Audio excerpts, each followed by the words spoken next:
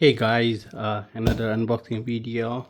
So for this one, it's gonna be Hurtle kid scooter. So I bought this for my kid, and it's a pink color. Let's go ahead and take this off.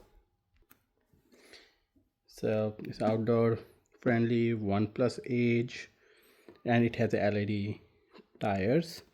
This is supposed to be brake, and a kid can even sit if they want to. So let's go ahead and open this, and there it is. So this is a top part, and it goes like this, and what we have it here is the base.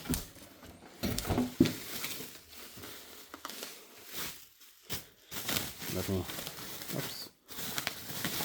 try to take this off with my clumsy hands. There it goes. So this should go in here like that, and give it a gentle, maybe a hard press, not gentle. Let's make sure this aligns in here, and just press this for easy push. Okay, there it goes. Okay, and it should give you a click sound, means that this lock is engaged. Let me tilt it this way, and we have some warranty or maybe some manual. These are probably locks, or maybe I don't know what exactly it is, but this is to open this tire lock, I guess. Whatever. So back to scooter. This is supposed to be brake, and here are tire.